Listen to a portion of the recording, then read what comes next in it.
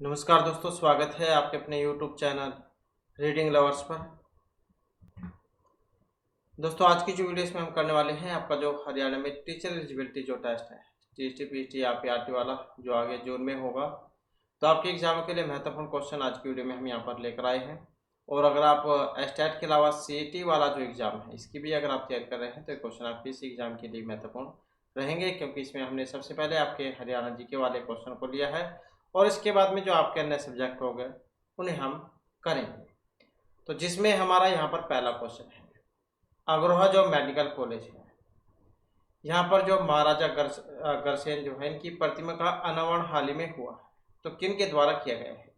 द्रौपदी मुर्मू के द्वारा, नरेंद्र मोदी, अमित शाह या जो है नितिन गडकरी जो है, इनके द्वारा। तो किन के द्वारा ये किया गया है? तो जो यहाँ पर सी आंसर जो है इसमें अमित शाह हमारा यहाँ पर सी आंसर हो जाएगा।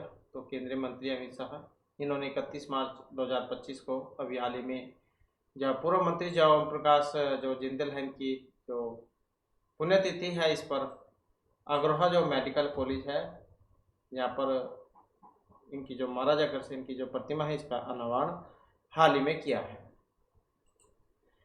इसके बाद आ जाता है नेक्स्ट क्वेश्चन हमारा, कौन से स्वतंत्रता सेनानी बाद में हरियाणा के जो सीएम है ये बने हैं?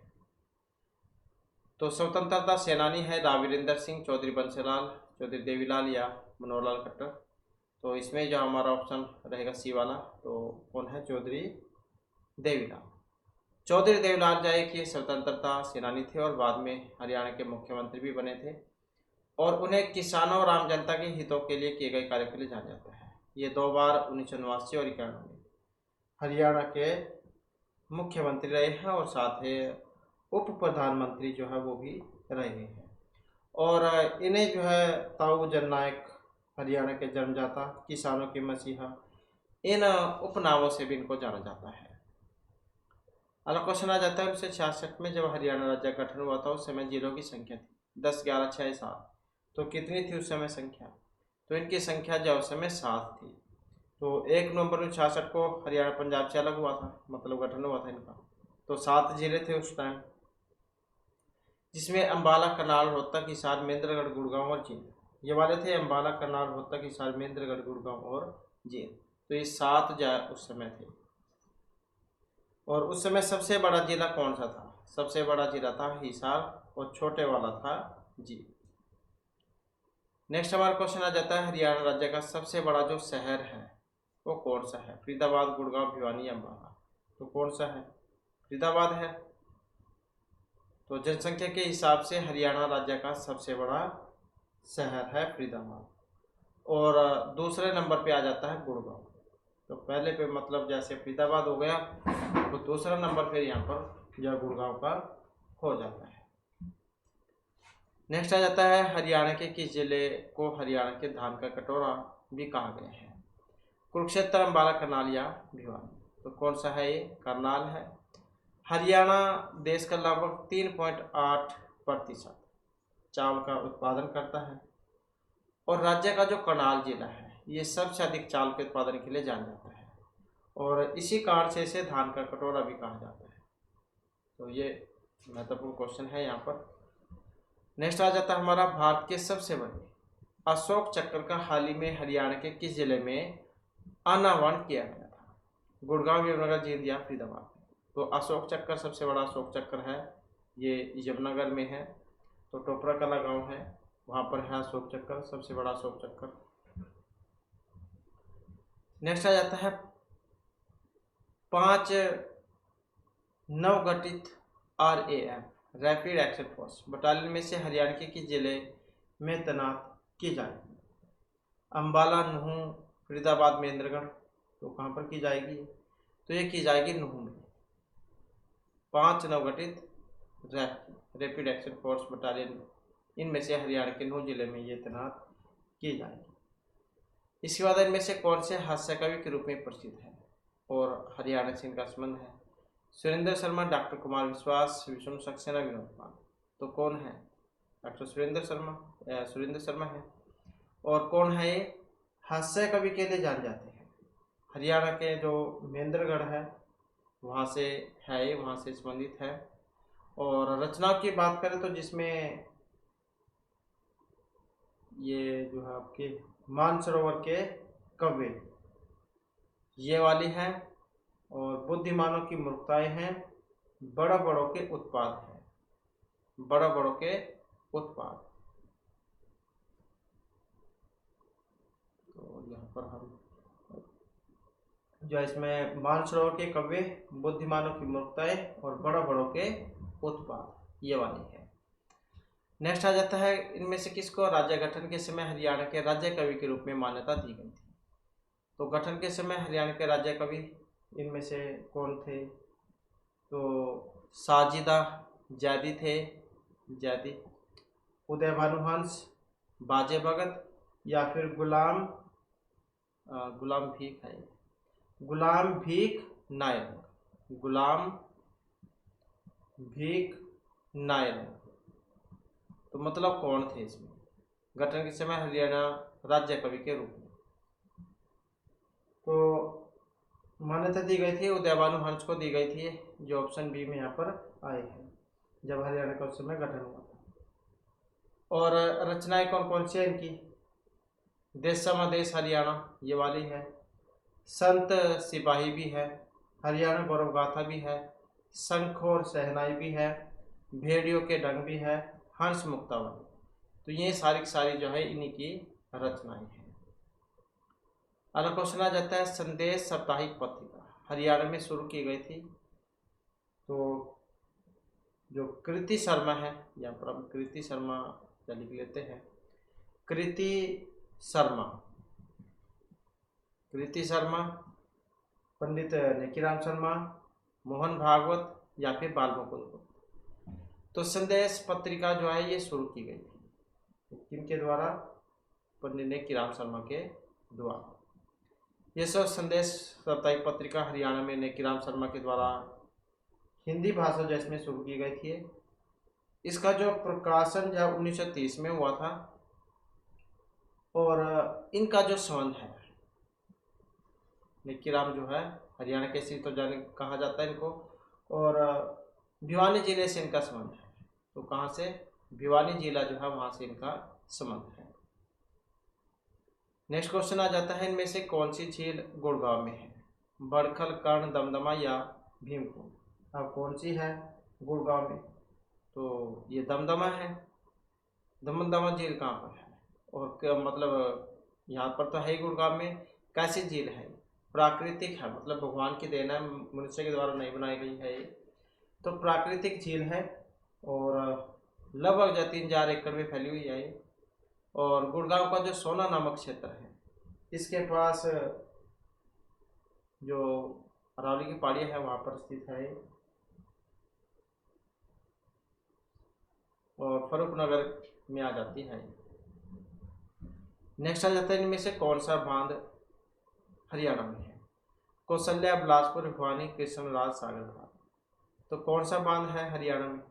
तो बांध की अगर हम देखें तो ये जो कौशल्या बांध यहाँ पर आया है, कौशल्या बांध जो है ये पंचकुला में है, पंचकुला पिंजौर में, और 2008 से 12 के बीच में इसको बनाया गया था। नेक्स्ट आ जाता है क्वेश्चन हमारा, इनमें से कौन सी पर्वत श्रृंखला हरियाणा में नहीं है? अरावली, शिवालिक, मौनी या सतपुड़ा हिल्स। तो नहीं में पूछा गया है, और नहीं जो ये ऑप्शन डी में है, सतपुड़ा हिल्स। सतपुड़ा पर्वत श्रृंखला मुख्य रूप से मध्य प्रदेश और महाराष्ट्र राज्य वहाँ पर है, बाकी और जो अरावली, शिवालिक, मौनी हिल्स ये हरियाणा में है। अरावली पर्वत जो माला है ये हरियाणा के दक्षिणी भाग में है, और इसका जो विस्तार है महेंद्रगढ़, रेवाड़ी, भिवानी, गुड़गांव, मेवात, फरीदाबाद इन जिलों में पाया जाता है। और जो शिवालिक वाली बात करें तो उत्तर पूर्वी क्षेत्र में है, जिसमें पंचकुला, अम्बाला, यमुनानगर, उत्तर पूर्वी भाग ये आ जाता है। नेक्स्ट आ जाता है, इनमें से कौन सी योजना हरियाणा में बाल विवाह के मुद्दे को संबोधित करने के लक्ष्य के लिए रखी गई थी? बाल विवाह के मुद्दे को संबोधित करने के लक्ष्य से अपनी बेटी अपना धन, इंदिरा सहेली योजना, पराई बेटी अपना धन, कौन सी वाली थी? बाल विवाह के मुद्दे को संबोधित करने के लक्ष्य के लिए रखी गई थी। तो ये थी अपनी बेटी अपना धन, अपनी बेटी अपना धन, ये बात। तो हरियाणा सरकार के द्वारा बाल विवाह को रोकने और लड़कियों की शिक्षा को बढ़ावा देने के उद्देश्य से शुरू की गई थी। और इस योजना के तहत अविवाहित जो लड़की होती है उसे 18 वर्ष के बाद 25,000 रुपये और 21 साल के होने पर 5 लाख रुपए की जो राशि है वो इसमें दी जाती है।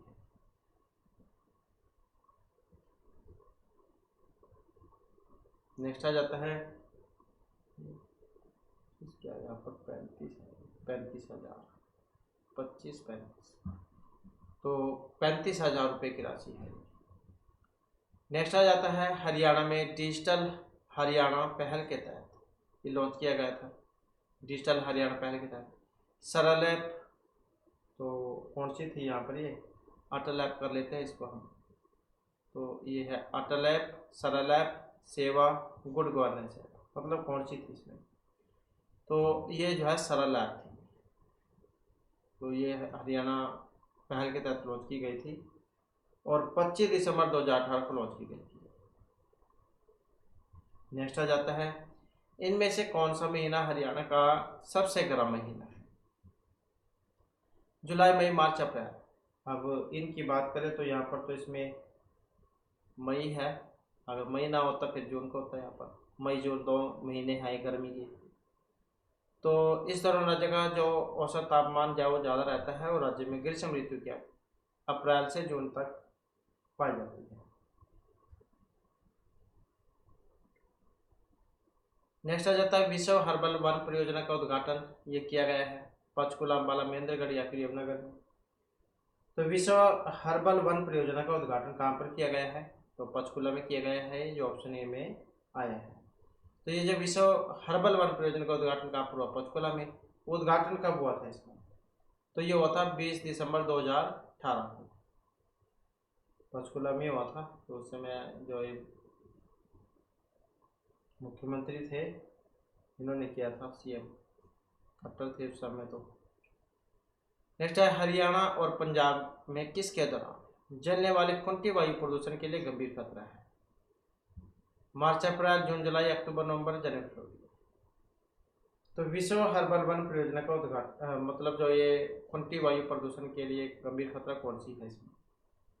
तो डेट जो है ये अक्टूबर नवंबर वाली है। जीरी वाली फसल कह सकते हैं धान की, क्योंकि उस समय जो फसल के अवशेष है वो जलाए जाते हैं, तो उसी से संबंध है इसका। तो हरियाणा और पंजाब में अक्टूबर नवंबर के दौरान जलने वाली खुंटी मतलब जो उनके धान के नीचे के जो अवशेष रह जाते हैं, वायु प्रदूषण के लिए गंभीर खतरा है। इस समय किसान अपनी धान की फसल काटने के बाद खेतों में बसे हुए जो अवशेष है मतलब खुंटी को जला देते हैं, जिससे वायुमंडल में धुएं प्रदूषकों की मात्रा बढ़ जाती है। तो अक्टूबर नवंबर का महीना जिसमें धान की कटाई होती है। नेक्स्ट आ जाता है इनमें से कौन सा एक विश्वविद्यालय है जिसको 2018 में स्वच्छता के लिए देश का सबसे स्वच्छ विश्वविद्यालय घोषित किया गया था? चौधरी देवीलाल विश्वविद्यालय, सिरसा, रोहतक, महेंद्रगढ़ या भिवानी, कौन सा था ये? तो ये रोहतक वाला था, महर्षि दयानंद विश्वविद्यालय रोहतक। स्थापना कब हुई थी इसकी? तो स्थापना हुई थी 19 अप्रैल 1976 को रोहतक जिले में, और 2018 में से स्वच्छता के लिए देश का सबसे स्वच्छ विश्वविद्यालय घोषित किया गया था। नेक्स्ट आ जाता है हरियाणा के निम्नलिखित कवि में से किसने भूदान आंदोलन में भाग लिया था? चंद्रवरदाई, सूरदास, बनारसीदास या भाई परमानंद ने। तो कौन से कवि थे जिसने भूदान आंदोलन में भाग लिया था? तो कौन से थे? भाई परमानंद। तो हरियाणा के कवि है भाई परमानंद, भूदान आंदोलन में इन्होंने भाग लिया था। इनका जो जन्म है 4 नवंबर 1876 को हुआ था। करियाला जो स्थान है पाकिस्तान में है अभी, वहाँ पर हुआ था। और इनकी अगर हम रचनाओं की बात करें तो जिसमें हिंदू संगठन था, भारत का इतिहास, और 2 लहरों की टक्कर, पंजाब का इतिहास, और वीर बंदा बैरागी तथा मेरी आप बीती, ये इनकी रचनाएं हैं।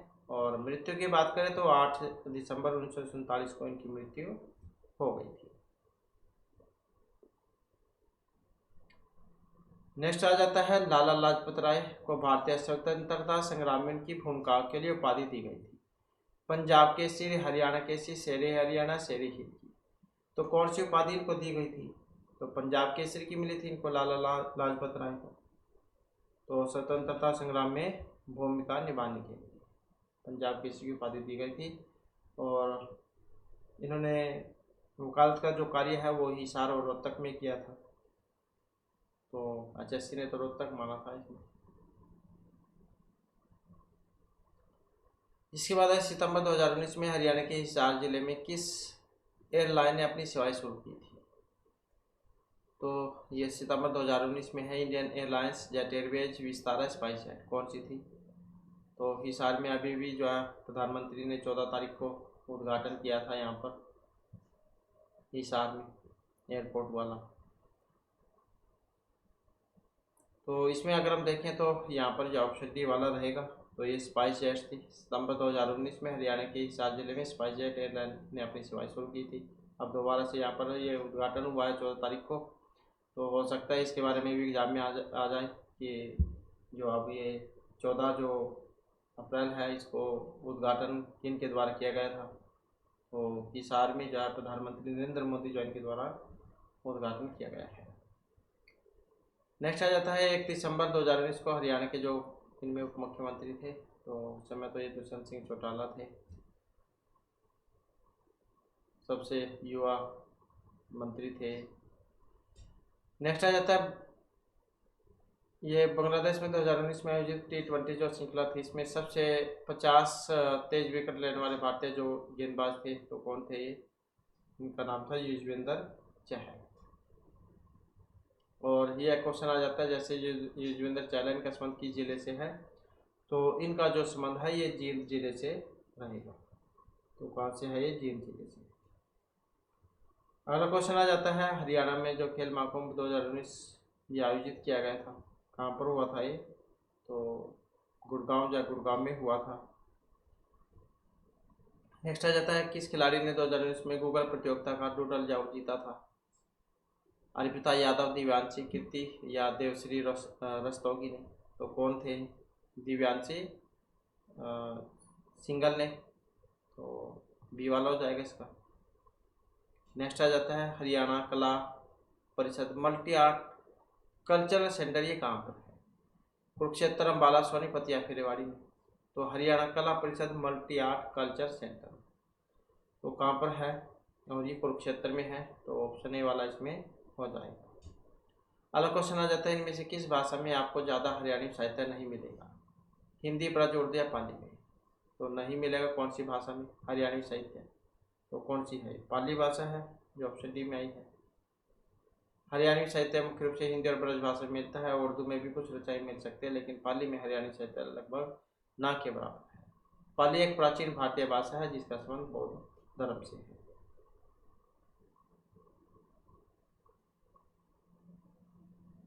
नेक्स्ट आ जाता है हमारा क्वेश्चन, निम्नलिखित में से कौन हरियाणवी भाषा में अपनी हास्य और व्यंग्य कविताओं के लिए जाने जाते हैं? दयाचंद माना, सुरेंद्र शर्मा, गजेंद्र वर्मा, सोनू निगम। तो कौन है ये? श्री सुरेंद्र शर्मा। तो ऑप्शन बी वाला हो जाएगा।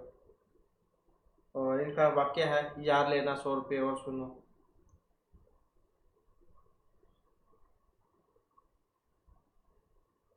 और 4 लाइन वाला कवि भी इनको कहा जाता है। चार है, चार लेना यहाँ पर लिख लेते हैं क्योंकि हरियाणवी है। चार लेना सुना, चार लेना सुना, रहियो सु। तो 4 लाइन वाला कवि भी इनको कहा जाता है। और महेंद्रगढ़ से है इनका संबंध।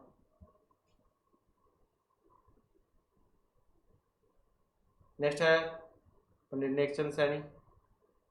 ये जो नेकचंद सैनी जो है ये इनका संबंध है उपन्यास, साहित्यिक कार्य, फिल्म या पत्थर बाग के लिए, मतलब किस चीज़ के लिए जाना जाता है इनको? तो इनका जो संबंध है पत्थर बाग से है जो ऑप्शन डी में है। चंडीगढ़ में जो रॉक गार्डन है वो इनके ही रचना है। और 1957 में इनके द्वारा इसका निर्माण किया गया था, रॉक गार्डन का, जो चंडीगढ़ में है। अगला क्वेश्चन आ जाता है, क्षेत्रफल की दृष्टि से हरियाणा का इनमें सबसे बड़ा जो जिला है वो कौन सा है? पंचकुला, सिरसा, फरीदाबाद या फिर गुड़गांव। तो यहाँ पर क्षेत्रफल की दृष्टि से हरियाणा का सबसे बड़ा जो जिला है ये सिरसा है, तो ऑप्शन बी वाला हो जाएगा इसमें। और क्षेत्रफल कितना है सिरसा का? तो ये 4273 वर्ग किलोमीटर है। तो ये सबसे ज़्यादा की बात हुई है यहाँ पर, सबसे बड़ा जिला। और सबसे कम क्षेत्रफल वाले की अगर हम बात करें तो ये फरीदाबाद है, 741 वर्ग किलोमीटर। अगला क्वेश्चन आ जाता है, अरावली की पहाड़ियाँ हरियाणा के किस भाग में पाई जाती है? केंद्र, दक्षिण, उत्तर, पूर्व, कौन से भाग में अरावली की पहाड़ियाँ? तो अरावली की जो पहाड़ियाँ है दक्षिण भाग में पाई जाती है, तो दक्षिण भाग में है। और इसका जो विस्तार है ये महेंद्रगढ़, रेवाड़ी, भिवानी, गुड़गांव, मेवात, फरीदाबाद, इन जिलों में है इनका विस्तार। और अरावली पहाड़ी के दक्षिणी भाग को स्थानीय रूप से मेवात की पहाड़ियों के नाम से भी जाना जाता है। अगला क्वेश्चन आ जाता है, अनंगपुर बांध से ये कहाँ पर है? सिरसा, फरीदाबाद, पंचकुला, गुड़गांव में अनंगपुर बांध तो कहाँ पर है? फरीदाबाद में है। तो फरीदाबाद जिले में अनंगपुर गांव के करीब स्थित है और ग्रेविटी बांध के नाम से भी इसे जाना जाता है। इसका निर्माण 8वीं शताब्दी में हुआ था और जो ये अनंगपाल तोमर जो राजा हुए हैं तो इनके द्वारा इसका निर्माण करवाया गया था। अगला क्वेश्चन है, 1 जनवरी 2020 तक हरियाणा के जो राज्यपाल थे, तो अब भी है 2025 से लगा लो यहाँ पर, तो आज की तारीख लगा लो आप अप्रैल की, अप्रैल तक भी यही है बंडारू दत्तात्रेय। तो ये 1 जनवरी 2020 को हरियाणा के जो राज्यपाल थे सत्यदेव नारायण आर्य ये थे। फिर इसके बाद में जो है ये बने थे। तो 8 जुलाई 2021 को हरियाणा के राज्यपाल के रूप में इन्होंने शपथ ली थी। नेक्स्ट आ जाता है क्वेश्चन हमारा, हरियाणा के प्रत्येक जिले को नेतृत्व किया जाता है संभागीय आयुक्त के द्वारा, उपयुक्त राज्यपाल या नगर पालिका निदेशक के द्वारा। तो हरियाणा के प्रत्येक जिले को नेतृत्व दिया मतलब किन के द्वारा किया जाता है नेतृत्व? प्रमुख कह सकते हैं आप, तो ये उपायुक्त होते हैं जो ऑप्शन बी में है। तो हरियाणा के प्रत्येक जिले का नेतृत्व उपायुक्त जो होते हैं, डिप्टी कमिश्नर कह देते हैं जिसको, डीसी, इनके द्वारा किया जाता है।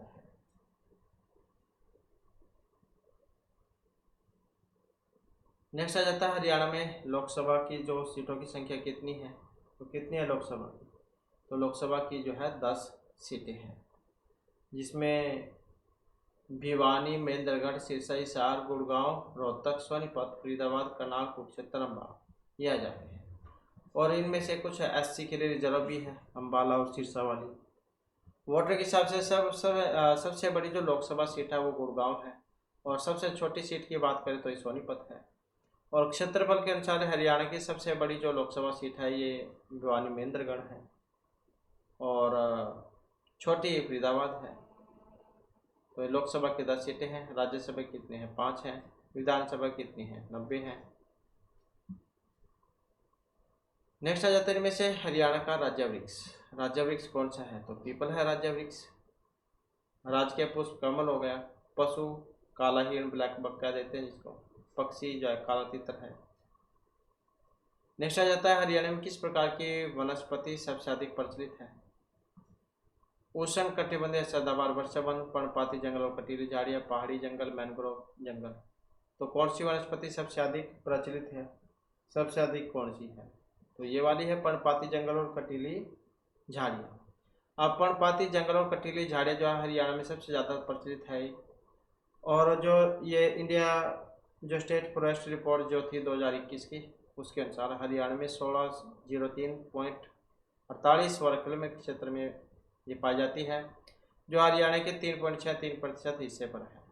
सबसे अधिक झाड़ियाँ वाला जो क्षेत्र है ये महेंद्रगढ़ है। आ जाता है कई बार एग्जाम में, सबसे अधिक झाड़ियाँ जो है कहाँ पर पाई जाती है हरियाणा में? तो महेंद्रगढ़ जो जिला है वहाँ पर पाई जाती है सबसे अधिक झाड़ियाँ। अगला क्वेश्चन आ जाता है, हरियाणा का शुष्क और अर्ध शुष्क भागों में किस प्रकार की मिट्टी पाई जाती है? तो शुष्क और अर्ध शुष्क भागों में किस प्रकार की मिट्टी पाई जाती है? लेटराइट, लवणीय और क्षारीय, लाल या काली मिट्टी। तो इसमें अगर हम देखें तो यहाँ पर जो ऑप्शन बी वाला हो जाएगा हमारा, तो लवणीय और क्षारीय मिट्टी।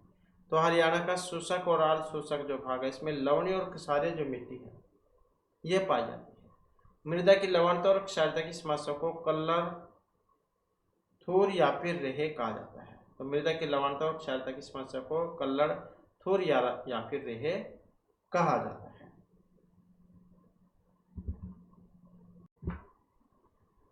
इसके बाद हमारे यहाँ पर इंग्लिश ग्रामर जो है इसके महत्वपूर्ण क्वेश्चन आ जाते हैं। तो जिसमें हमारा यहाँ पर पहला क्वेश्चन है, select the most appropriate meaning of the flowing item. तो यहाँ पर क्या मुहावरे लोकोक्तियाँ हैं। तो टू ब्रिंग टू लाइट इसका मतलब बताना है। इसका मतलब क्या होता है, टू ब्रिंग टू लाइट मतलब किसी छिपी हुई बात को सामने लाना या फिर प्रकट करना। टू एंगेज इन कन्वर्सेशन मतलब बातचीत में शामिल होना। टू लाइटन मतलब हल्का करना। टू डिस्क्लोज खुलासा करना, या टू डिसएंगेज अलग करना। तो इसका मतलब क्या होता है, to bring to light.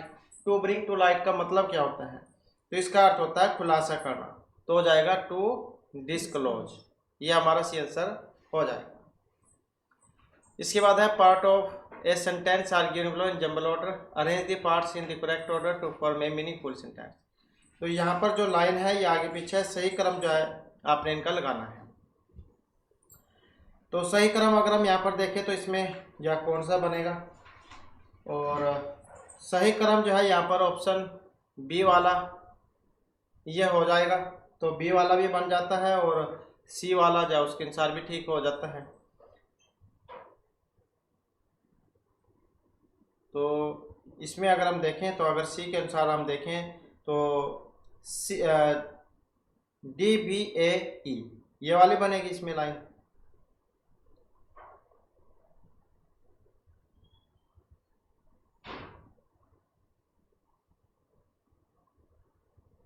Next आ जाता है हमारा part of a sentence are given below in jumble order, arrange the parts in correct order to form a meaningful sentence.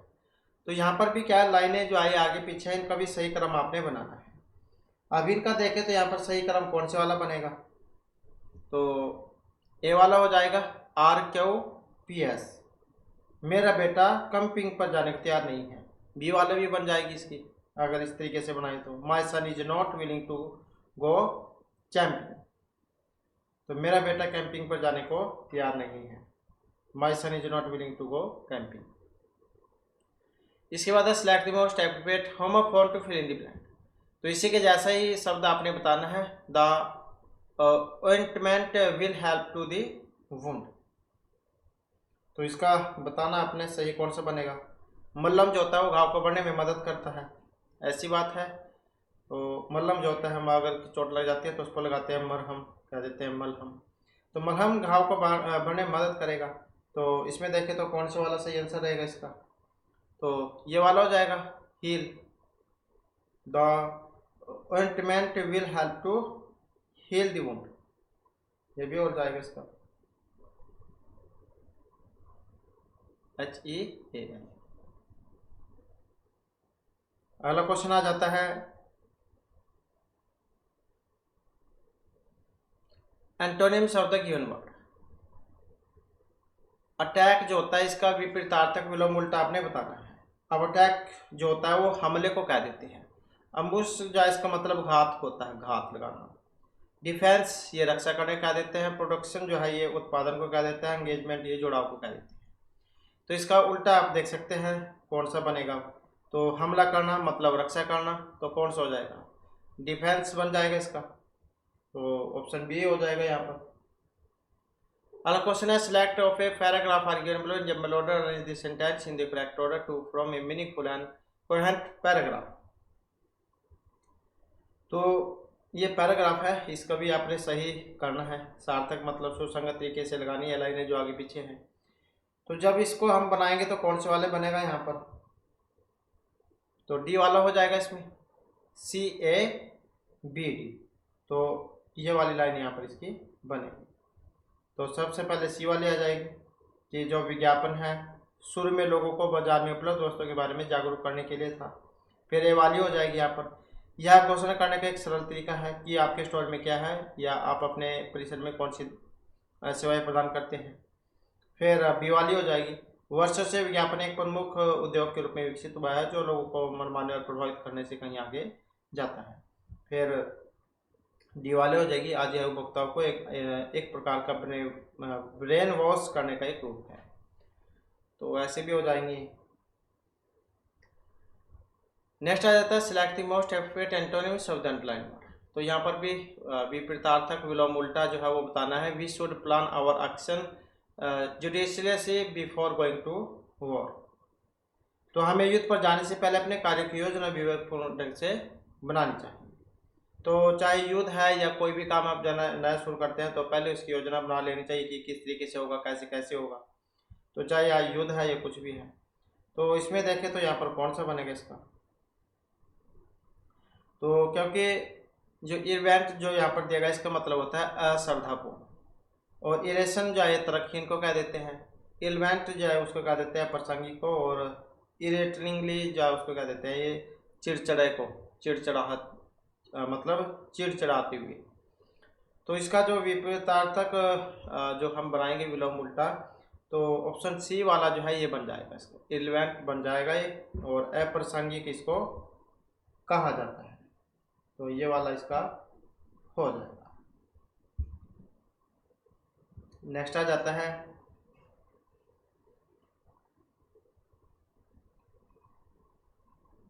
Select the sentence that has a grammatically error. तो व्याकरण की दृष्टि से गलती है इसमें। अब कौन से में है गलती, तो it is said that Joseph was not ready to go to war, Karl Marx was a renowned social scientist, Indian forces are known for their loyalty and integrity, it is impossible to wake Christians up in the morning। तो मतलब जो इसमें कौन सा है, अब इसमें जो है यहाँ पर अगर हम देखें तो यह ऑप्शन सी वाला जो है, Indian force are known for their loyalty and integrity. तो भारतीय सेना अपनी वफादारी और सत्यनिष्ठा के लिए जान जाती है, इसमें है। तो इसमें कौन सा होना चाहिए था, Indian forces are known for their loyalty and integrity. तो यहाँ पर क्या है, फोर्सेज जो दिया गया है ये वाला, ये बहुवचन है, तो इसलिए आर का प्रयोग यहाँ पर होगा।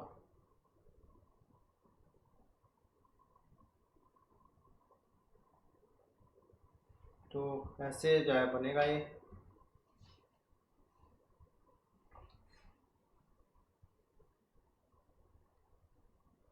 नेक्स्ट आ जाता है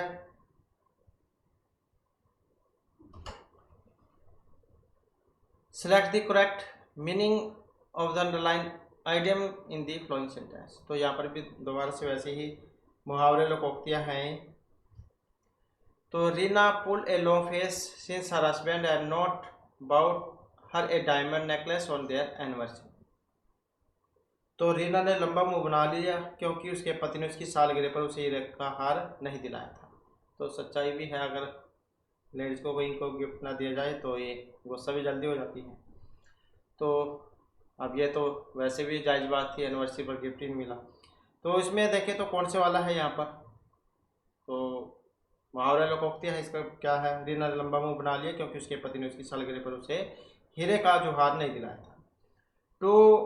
टू बी एफोइक इसका मतलब होता है उत्साहित होना, स्कास्टिक मतलब अत्यंत प्रसन्न होना, और सैडेंड जो है इसका मतलब होता है सैड मतलब ये दुखी दिखाना, और इलेक्ट्रीफाइड ये रोमांचित होना। तो दुखी थी यहाँ पर तो ये पहले, तो कौन सा हो जाएगा, टू लुक सैडेंड, ये वाला दुखी होना, क्योंकि मिला ही था तो दुखी तो हो ही गई थी। तो लंबा मुंह बनाने का मतलब होता है उदास या फिर निराश होना। लंबा मुंह बनाना मतलब निराश होना। इसके बाद है select the correct spelling to fill in the blank. The thought of eating half food under comparison fills me with. तो मजबूरी में अथवा का खाना खाने का विचार मुझे घृणा से भर देता है। तो कौन सा बनेगा यहाँ पर इसका, तो सी वाला हो जाएगा, ये वाला। तो सही बताना था इसमें, तो ये वाला हो जाएगा REPUGNANCE। ये वाला हो जाएगा इसमें।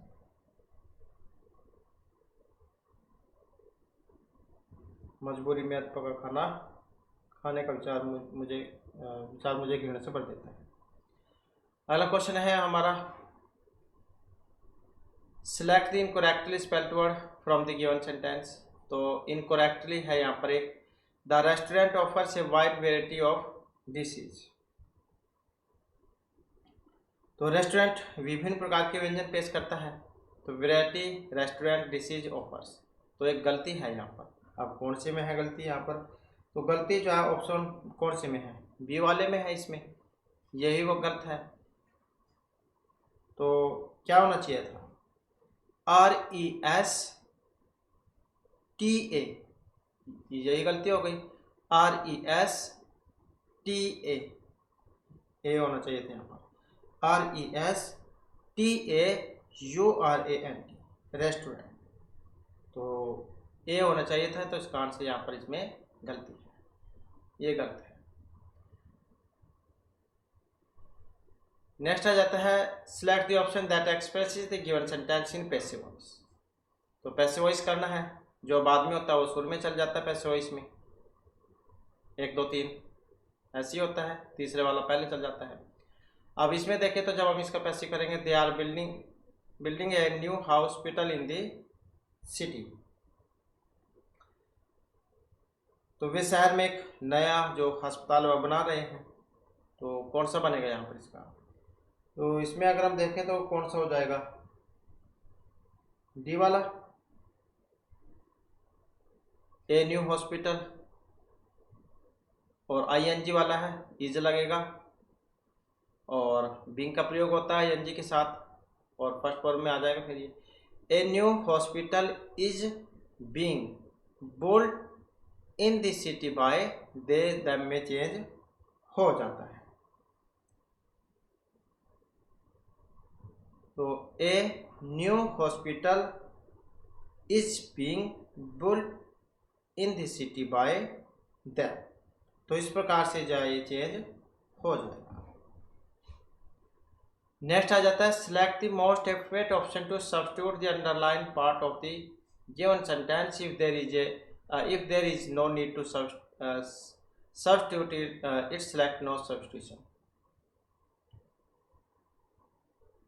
तो सही उपयुक्त बताना है, अगर कोई सुधार की जरूरत है तो ठीक है, नहीं है तो नो यहाँ पर आपने चुनना होगा। As the rulers of the land, humans like to think that it is the largest creatures that will emerge victorious from the struggle for survival। मतलब भूमि के शासक के रूप में मनुष्य यह सोचना पसंद करते हैं कि यह सबसे बड़े जीव हैं जो जीवित रहने के संघर्ष से विजय होकर उभरेंगे। तो इसमें देखें तो कौन से में है यहाँ पर? और इसमें देखें तो सी वाला,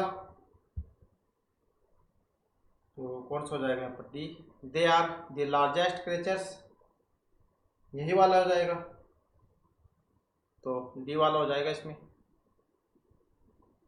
लार्जेस्ट क्रिएचर्स ये वाला होगा इसमें, they are the largest creatures, क्योंकि क्रिएचर्स जो है वो बहुवचन में है क्रिएचर्स, तो इसलिए इट इज की बजाय दे आर का प्रयोग ठीक रहेगा। और ये वाला फिर बन जाएगा इसमें,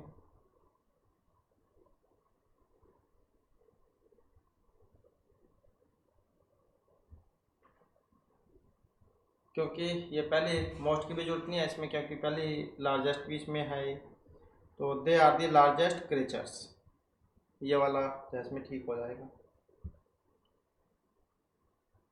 नेक्स्ट आ जाता है, select the most appropriate option to substitute the underlined segment in the given sentence.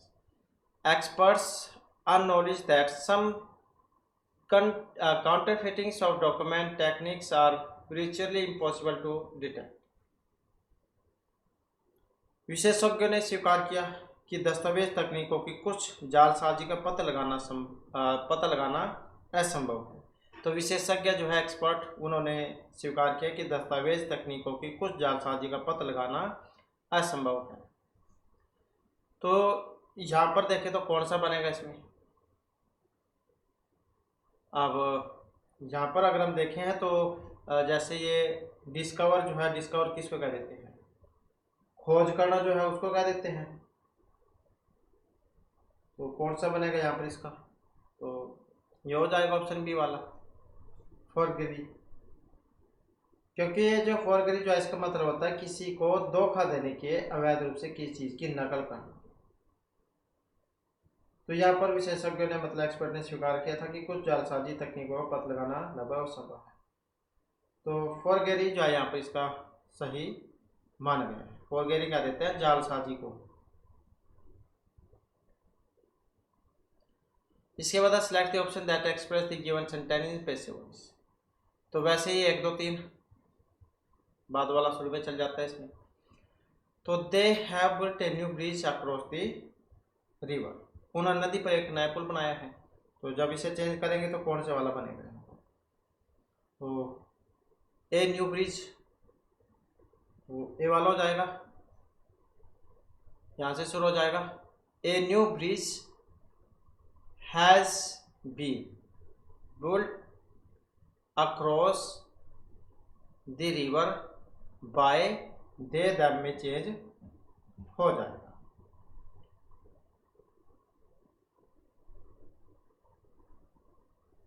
तो a new bridge has been built across the river by them.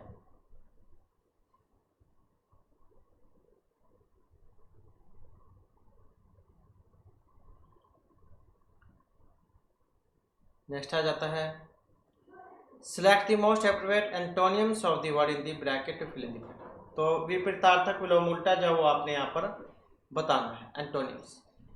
The chief requires vegetables for the salad.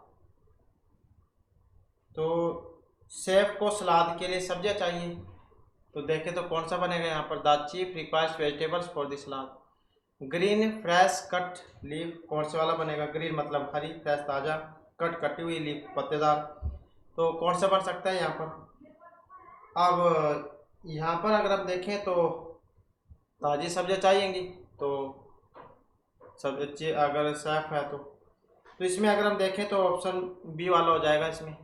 तो fresh का प्रयोग हो जाएगा क्योंकि chef को सलाद के लिए ताज़ा सब्जियाँ चाहिएंगी, न कि कटी हुई, काटने का काम तो नहीं कही है। तो फ्रेश जाए यहाँ पर इसका सही रहेगा, शेफ को सलाद के लिए ताज़ी सब्जियाँ चाहिए।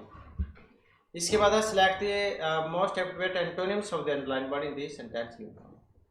आई refuse to let anything come in the way of my dream. मैं अपने सपनों के रास्ते में कुछ भी आने देने से इनकार करता हूँ। तो यहाँ पर देखें तो क्या बनेगा, I refuse to let anything come in the way of my dreams. मैं अपने सपनों के रास्ते में कुछ भी आने देने से इनकार करता हूँ। तो रिप्रेस का मतलब होता है दबाना, ब्लॉक ये उसको कह देते हैं बाधा डालने को, अकॉर्ड ये कह देते हैं समझौते को, और परमिट मतलब अनुमति। तो इसमें देखें तो इसका विपरीतार्थक विलोम उल्टा बताना था यहाँ पर। अब उल्टा अगर हम देखें तो कौन सा बनेगा यहाँ पर, तो परमिट ये वाला हो जाएगा इसका। परमिट मतलब अनुमति देना। तो मैं अपने सपनों के रास्ते में कुछ भी आने की अनुमति देता हूँ, तो यही हो जाएगा इसमें। तो एग्जाम की दृष्टि से यहाँ पर जो है ये महत्वपूर्ण जो क्वेश्चन हो जाता है, क्योंकि जो ये रिफ्यूज जो है इसका बताना था आपने, रिफ्यूज का। तो ये वाला इसका बन जाएगा। रिफ्यूज होता है अस्वीकार करना, और अस्वीकार करना स्वीकार करना। तो परमिट हो जाएगा इसका।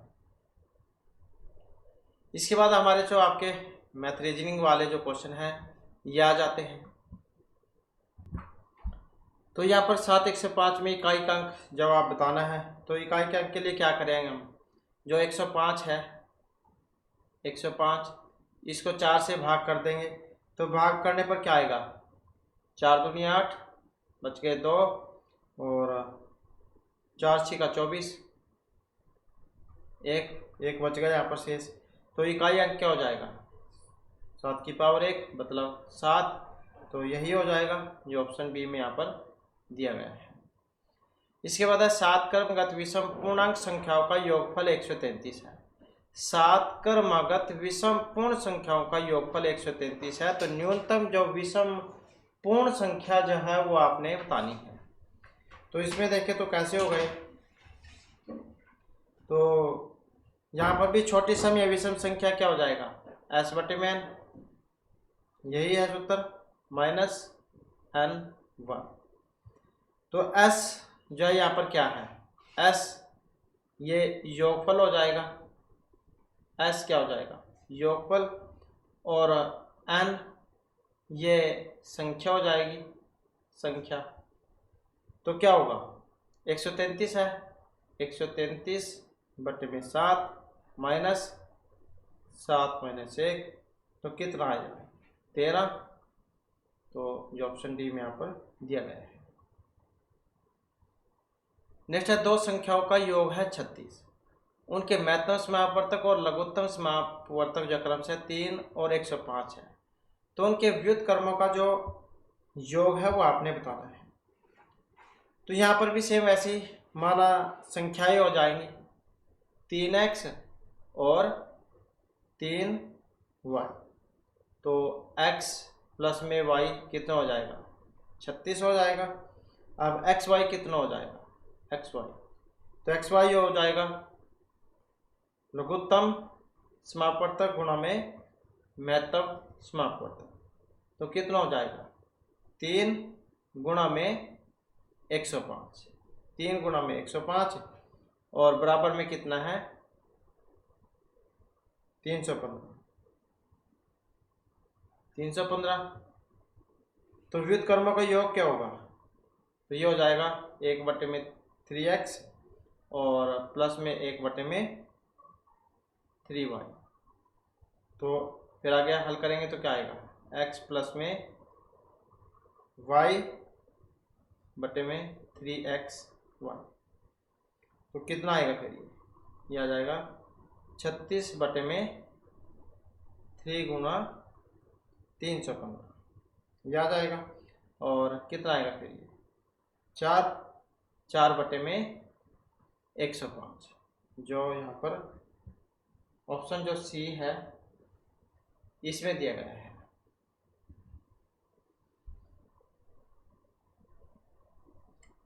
नेक्स्ट आ जाता है 2, 3, 4, 5, 6 से प्रत्येक से विभक्त होने वाली छोटी से छोटी संख्या जो पूर्ण वर्ग है कौन सी होगी? तो पूर्ण वर्ग जो है वो आपने यहाँ पर बतानी है कौन सी होगी। तो इसके लिए क्या करेंगे? हम इनका एलसीएम ले लेंगे। एलसीएम कितना आएगा इनका? एलसीएम 60 आ जाएगा इनका। तो फिर इसके बाद जब हम करेंगे तो क्या हो जाएगा? ये 60 का निकाल लेंगे हम। तो कितना होगा? 60 गुणा में 15, तो ये जाएगा 15 6 90, 900। तो ये वाला हो जाएगा इसमें ऑप्शन बी वाला। तो यहाँ पर क्या है? एलसीएम निकालने के लिए 3 और 5 का पेयर नहीं बन रहा था, तो इसलिए उसका पेयर बनाने के लिए उसमें 3 और 5 से गुणा किया गया। तो इसलिए 60 को फिर जो है 3 गुणा 5 मतलब 15, ये करने पर 90 आया। नेक्स्ट आ जाता है, इसके बाद में आ जाता है नेक्स्ट क्वेश्चन हमारा। तो यहाँ पर जो क्वेश्चन है इसका क्या आपने मान बताना है इनका। तो इनका मान बताना है और मान करने पे क्या बनेगा इसका? तो जैसे 20 है, 20 का क्या हो जाएगा?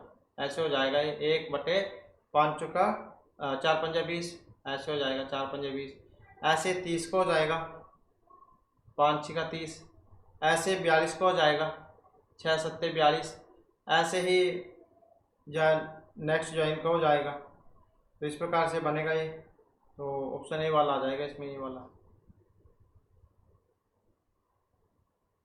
तो यहाँ पर भी जो मान है वो इसका बताना है, इसका मान कितना होगा। तो इसमें जो ऑप्शन बनेगा बी वाला, तो ये इतना हो जाएगा 8.09।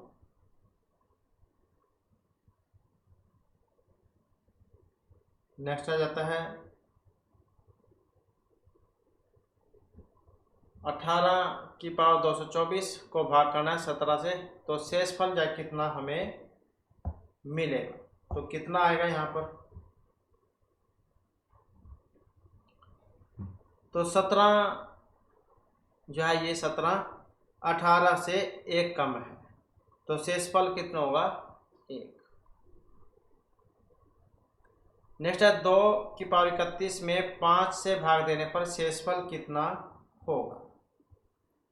तो 2 की पावर 31, तो ये हो जाएगा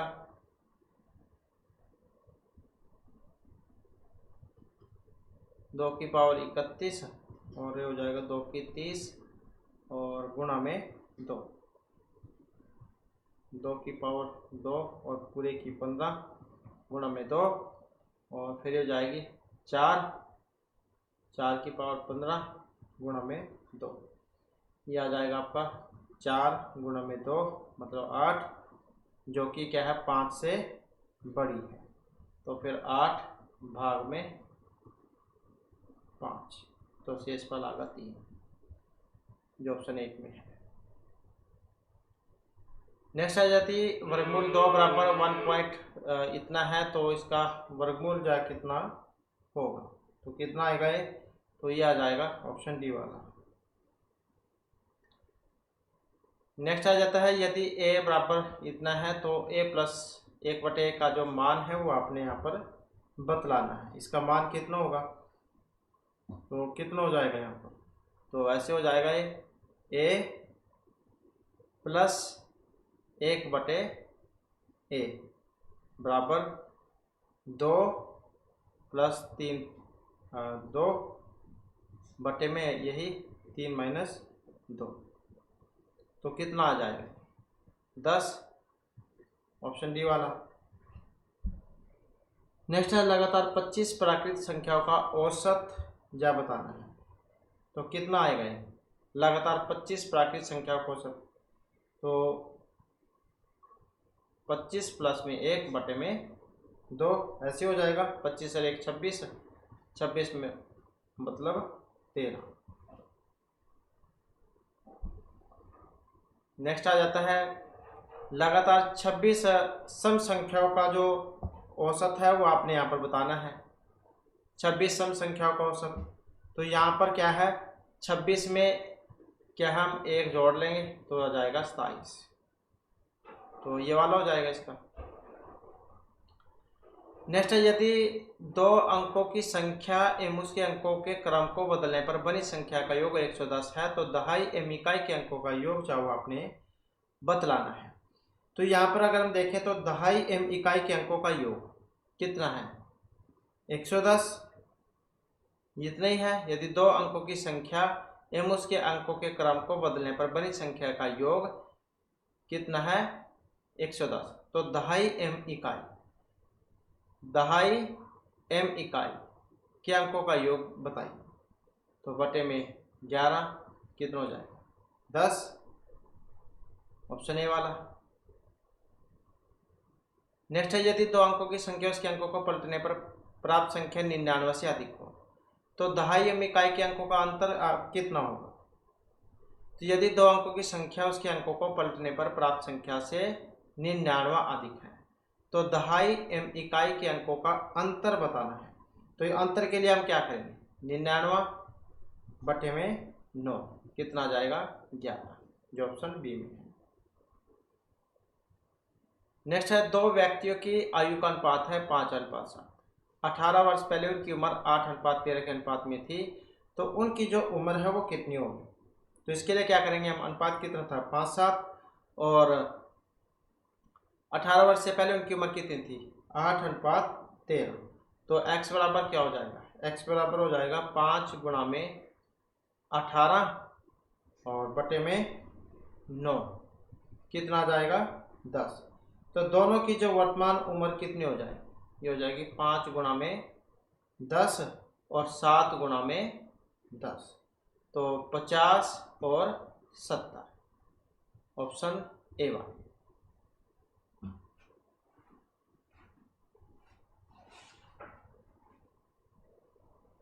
नेक्स्ट आ जाता है, यदि दो अंकों की संख्या उसके अंकों को पलटने से बनी संख्या का योग 99 है तो संख्या के अंकों का योगफल होगा। यदि दो अंकों की संख्या और उसके अंकों को पलटने से बनी संख्या का योग है 99 तो संख्या के अंकों का योगफल कितना होगा।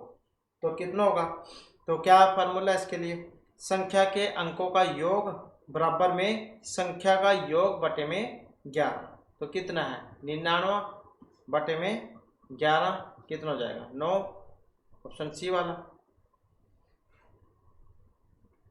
नेक्स्ट आ जाता है वर्गमूल 5, 3 वर्गमूल 4, तो इसमें सबसे बड़ी संख्या बतानी है। तो सबसे बड़ी वाली इसमें कौन सी होगी, तो सबसे बड़ी वाली बतानी है यहाँ पर। तो कितना होगा यहाँ पर, ऑप्शन सी वाला हो जाएगा। तो कितना होगा वर्गमूल 5। अगला क्वेश्चन आ जाता है, यदि वर्गमूल 7 इतना है तो y किसके बराबर होगा। तो किसके बराबर होगा ये, तो ये हो जाएगा 4/3 के बराबर। नेक्स्ट है, खाद्य पदार्थों का मूल्य 10% बढ़ गया है तथा अन्य उपभोग की वस्तुओं का मूल्य भी 15% बढ़ जाता है। यदि किसी कर्मचारी का खाद्य पदार्थ और अन्य उपभोग की वस्तुओं का खर्च का अनुपात 2:5 है तो उसका वर्तमान वेतन 3500 है तो उसके वेतन में कितनी वृद्धि होनी चाहिए ताकि वह पहले स्तर पर ही उपभोग कर सके। तो कितनी होगी खर्च में वृद्धि, तो इसके लिए हम क्या करेंगे, 2/7 गुणा में कितना है 3500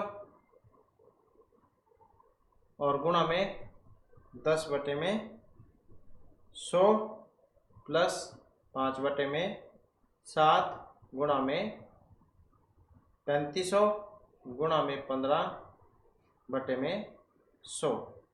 तो जब हम इसे हल करेंगे क्या आएगा, 10 गुणा में 10 प्लस में 25 गुणा में 15 जो कितना होगा 10×100 और प्लस में इसको करेंगे 375 तो कितना हो जाएगा 475 जो यहाँ पर दिया गया है ऑप्शन डी में।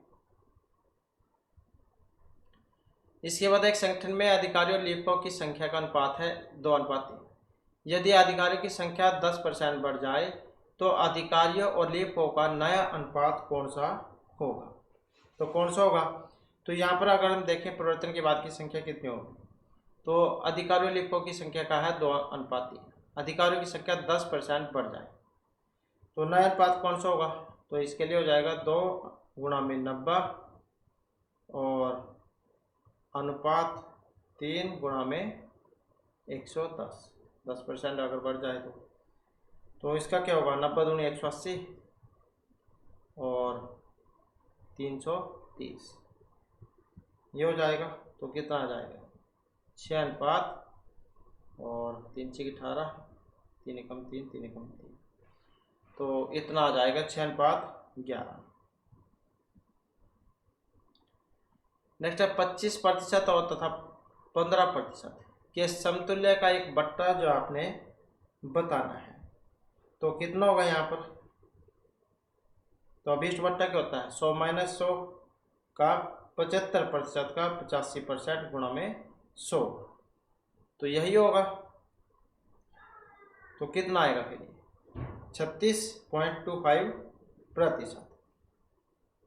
तो ऐसे है ना 100 - 100 का 75% और इसका 85%, 75 और 85% गुणा में क्या हो जाएगा 100%। तो कितना आएगा इतना। नेक्स्ट है 30%, 20 और 10% के क्रमगत बट्टे के समतुल्य जो बट्टा है वो आपने यहाँ पर बताना है। तो कौन सा आएगा यहाँ पर, तो मानव वस्तु की कीमत कितनी हो जाएगी, कीमत है 100। अब 3 क्रमागत बट्टों के बाद विक्रय मूल्य कितना हो जाएगा, तो 100 का 30% मतलब 100 का 70, 80 का फिर 90 का। तो ये आ जाएगा 100 गुणा में कितना है 70 बटे में 100 और कितना है ये 20 मतलब 80 बटे में 100 और ये 10 है तो मतलब 90 बटे में 100। तो कितना आ जाएगा ये आ जाएगा 50.4। तो अभी समतुल्य बट्टा कितना हो जाएगा 100 में से कम कर लेंगे हम, ये 100 में से इतना कम कर लेंगे तो 49.6 आ जाएगा। फिर ये 49.6%। नेक्स्ट एक समूह में 36 छात्र हैं जिसमें लड़के और लड़कियां 3:1 में हैं। कितनी और लड़के इस ग्रुप में सम्मिलित की जाएं जिससे लड़के और लड़कियों का अनुपात 9:5 हो जाए। तो इसमें क्या है, मिलाई जाने वाली लड़कियां अगर हम देखें तो कितनी होंगी 27 गुणा में 5 माइनस में 9 गुणा में 9 बटे में 9, ये वाला फार्मूला। तो इसको जब हम करेंगे तो कितना हो जाएगा 5 7 35, 135 हो जाएगा ये। 135 माइनस में 89 और बटे में 9 तो कितना आ जाएगा 54 बटे में 9, 9 × 54 तो 6 आ जाएगा ये, ऑप्शन डी वाला। इसके बाद 60 लीटर दूध और पानी के मिश्रण में दूध और पानी का अनुपात है 2:1। इसमें कितना लीटर पानी और मिला दे कि यह 1:2 हो जाए। तो इसमें क्या करेंगे, मिलाया जाने वाला पानी ये हो जाएगा 40 गुणा में 2 माइनस में 20 गुणा में 1 बटे में 1। तो 40 दूनी 80 और 20 एकम 20 मतलब 60। तो ये वाला हो जाएगा ऑप्शन डी। नेक्स्ट है एक्स तथा वाई ने मिलकर एक व्यापार आरंभ किया। वर्ष के अंत में उन्होंने लगभग 2:3 के अनुपात में बांट दिया। एक्स ने 40,000 निवेशित किया हो तो वाई ने कितना धन निवेशित किया था। तो इसके लिए हम क्या करेंगे, ए का लाभ अनुपात बी का लाभ और बराबर में क्या हो जाएगी ए की पूंजी अनुपात में बी की पूंजी। तो कितना हो जाएगा 2:3 और कितनी है 40,000, 1 2 3 40,000 अनुपात सी वाई। तो सी वाई बराबर क्या हो जाएगा, तो ये हो जाएगा 1 2 3 बटे में 2 गुणा में 3। तो कितना जाएगा 20 या 60, तो कितना जाएगा ये 60,000 आ जाएगा। 20 पर चल जाएगा 20 से 60 तो 60,000 यहाँ पर आ जाएगा। तो इस प्रकार से जो हमारी क्लास में महत्वपूर्ण क्वेश्चन थे, नेक्स्ट वीडियो की इसमें आपके लिए नए जो महत्वपूर्ण क्वेश्चन हम लेकर आएंगे और हमारे साथ अंत बनाने के लिए धन्यवाद।